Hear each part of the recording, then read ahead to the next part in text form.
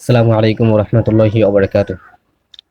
কওমি মাদ্রাসায় যারা লেখাপড়া করে এদের চিন্তা বা এদের চেতনা যে কেমন এটা বোঝা বড় দায়। তার কারণ হলো এরা ছোট থেকেই ঘরোয়াভাবে পড়াশোনা করে এবং কোনো একটি জায়গায় আবদ্ধ থেকে পড়াশোনা করার কারণে এরা বড় মনের হতে পারে না, এরা ন্যারো মাইন্ডেড হয়ে যায়, সংকীর্ণ মনের হয়ে যায়। আর এই সংকীর্ণ মনের হওয়ার কারণে যখন এরা পড়াশোনা শেষ করে বাহিরের জগতে আসে তখন এরা খুব সহজে মানুষদেরকে আপন করে নিতে পারে না।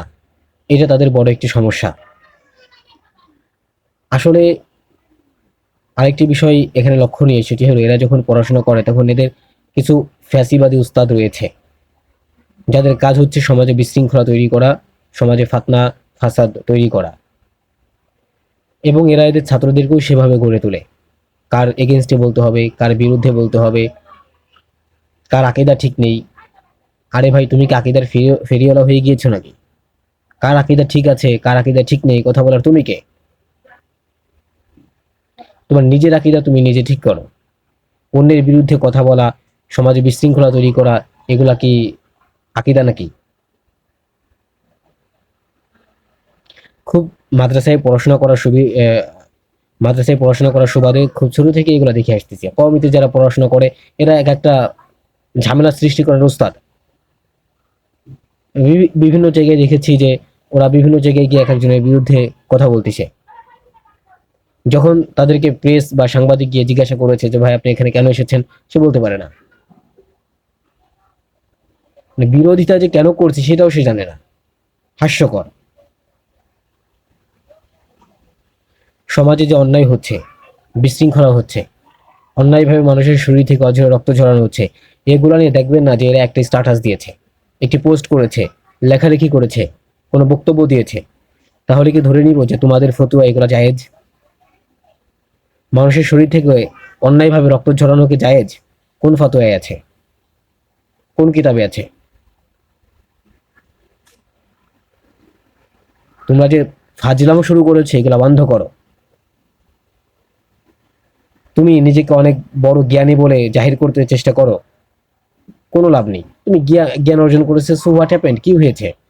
ধরলাম তুমি অনেক বড় জ্ঞানী, তো কি হয়েছে? তুমি জ্ঞানী তো কি হয়েছে?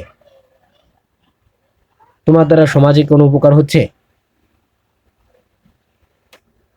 কথায় কথায় বলতে মানে বক্তব্য দাও আমরা আরবি ইবারত পড়তে পারি।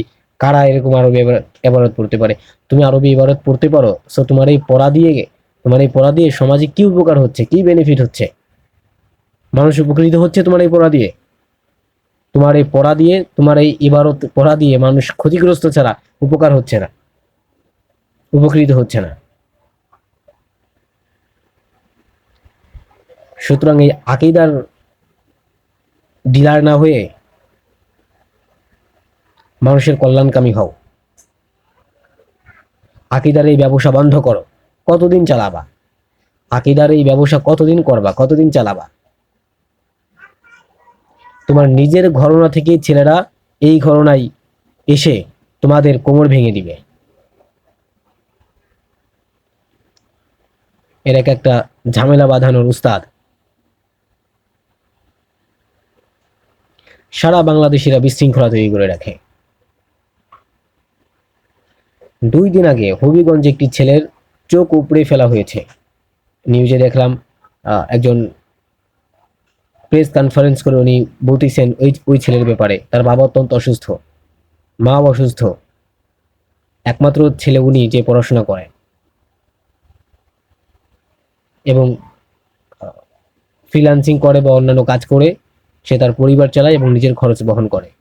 তো এই ছেলে যে ক্ষতিগ্রস্ত হলো, যারা ক্ষতিগ্রস্ত করলো তারা কি আল্লাহওয়ালা?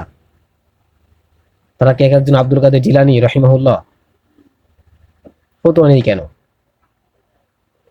বক্তব্য নেই কেন? তারা মানে তুমি দালালি শুরু করেছো। তোমার এই দালালি বন্ধ করো। আর তোমার এই দালালি যদি বন্ধ না করো, অচিরেই তোমার কোমর ভেঙে দেওয়া হবে।